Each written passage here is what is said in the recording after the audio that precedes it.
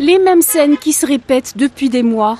Fuir les bombardements, trouver un refuge au milieu des villes en ruine, planter des tentes pour s'abriter. Après avoir dû fuir leur maison à Deir el-Balah pour rejoindre le camp d'El Mawassi à Rafah, Nour et les siens ont dû repartir une nouvelle fois dans l'urgence de Rafah pour rallier Khan Younes sous la menace des bombes et des intimidations sionistes, notamment des cris d'animaux sauvages, des cris humains et des pleurs d'enfants lancés par les hélicoptères sionistes durant la nuit. Nous étions à Rafah, à Al Mawassi. Nous voulions partir depuis longtemps, mais mon beau-père refusait. Il disait qu'il n'y avait pas d'autre endroit où aller. Mais ils ont mené des bombardements intenses sur Rafah. Nous avons donc été forcés à partir. Les Juifs nous demandent de nous déplacer d'un endroit à un autre. Il n'y a aucune zone de sécurité dans tout Gaza. La bande de Gaza tout entière est dangereuse.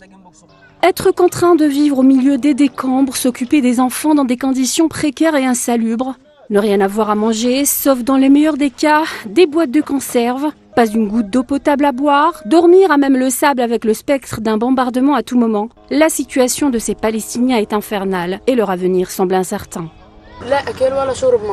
Il n'y a ni nourriture, ni eau potable. Nous vivions de boîtes de haricots et de petits pois. Mon mari ne travaille pas, on n'a pas d'argent. Nous pouvons à peine obtenir du lait pour notre fils.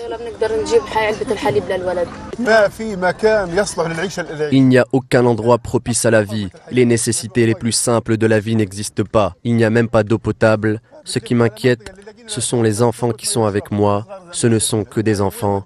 À quoi ressemblera leur vie? Pas d'éducation, pas d'études. À Khan Younes, ville en ruine, vers laquelle tous les déplacés convergent depuis l'invasion de Rafah, des bénévoles tentent d'apporter du réconfort aux déplacés en distribuant des repas chauds à base de riz, de la nourriture chaude et des rations conséquentes, en tout cas assez pour galvaniser et revigorer le moral de ces Palestiniens.